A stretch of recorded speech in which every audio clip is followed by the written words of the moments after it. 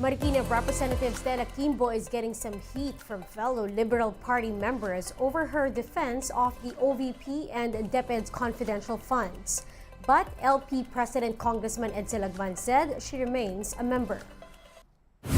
From alleged child marriage in the private armies and now a supposed mass grave in the Socorro Bayanihan Services, a former SBSI member takes us there. And the 19th Asian Games is about to wrap up. How is Team Philippines doing so far? We'll check in on the standings later in the show.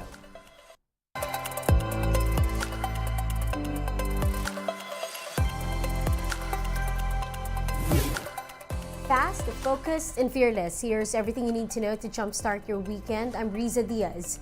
We begin today's newscast with the Agriculture Department insisting that rice supply in the country is enough until next year.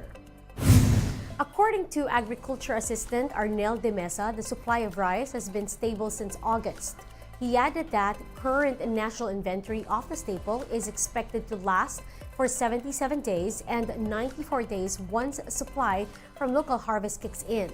Now, the stock will also include the 271,000 metric tons of imported rice processed last September.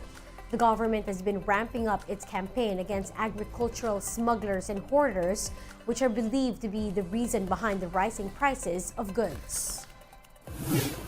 Meanwhile, Marikina Representative Stella Quimbo is in hot water among her own party members in the Liberal Party.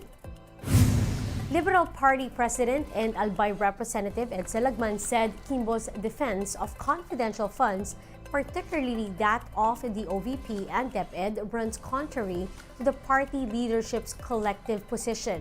Now, as a result, party members are calling for sanctions against Quimbo. However, Lagman noted that Quimbo later conceded to the need to audit CIFs in order to make officials more accountable. With that, Lagman cited the LP's tradition to allow members to take independent views on national issues. He said the party recognizes freedom of expression and dissent and that Quimbo is still part of LP and will not be sanctioned. Quimbo had been a staunch defender of Vice President Sara Duterte's confidential funds, even going against her fellow lawmakers in Congress to insist that the augmentation done in 2022 was above board. Meanwhile, after serious allegation of criminal activities, Socorro Bayanihan Services is now being accused of having a mass grave in the mountains.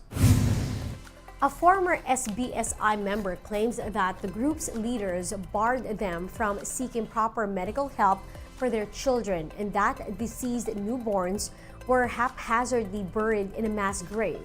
The task force, Kapihan, said this account is consistent with other testimonies of former members with deceased relatives in Sitio Kapihan. Kasi ang sa kanila parang wala nang kwenta yung patay kasi ang orientation kasi nila sigurado na sa langit. The task force also noted the health threat that comes with a proper burial process in Sitio Kapihan. SBSI has yet to respond to this issue. Pinabalot lang daw ng lampin yung kanyang anak at saka inihagis doon sa mass grave. At umiyak siya nung nakita na pagulong-gulong na yung anak niya doon sa talahiban. We'll be back with more stories after the break. Keep it here on One News.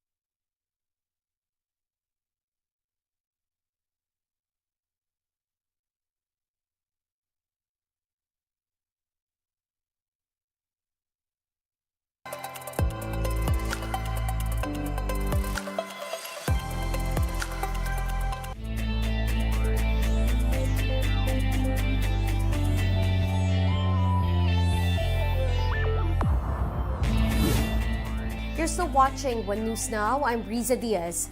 China is still leading the medal haul in the 19th Asian Games. The host country currently has 382 medals, of which 200 are gold. This is followed by Japan and South Korea, as well as India and Uzbekistan. Philippines, meanwhile, is at the 17th spot, 4 gold, 2 silvers, and 12 bronze medals. The Asian Games will conclude today. Basketball legend Yao Ming slammed the Chinese national team following their performance in the Asian Games. Team China settled for bronze in the Games. The NBA icon called the team, quote, slackers, and said that they will struggle to qualify for the Olympics due to a huge gap with the world's best. Yao also warned that China should have to adjust their place, especially after also losing out on the 2024 Olympic slot at the World Cup. He added that major changes should be made if the team wants a shot at the 2028 Los Angeles Olympics. Taylor Swift's romance with American football player Travis Kelce is taking the world by storm.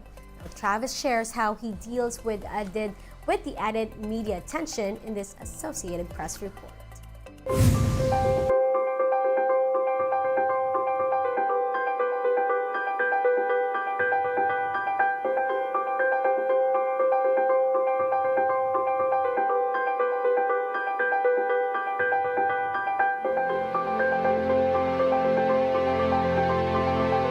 As all the attention comes, it feels like, I was on top of the world after the Super Bowl, and right now even more on top of the world, so it's fun.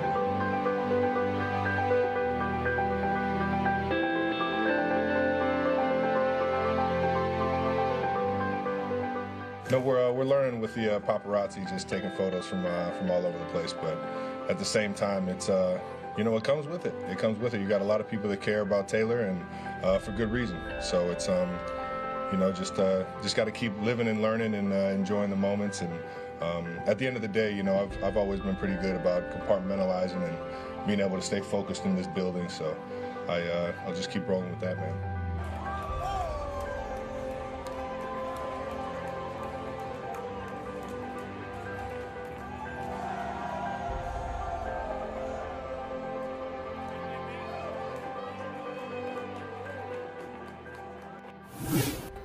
Those are the top stories of the hour. Join us later at 9 in the morning as we continue to monitor the day's biggest stories. I'm Riza Diaz. We are One News.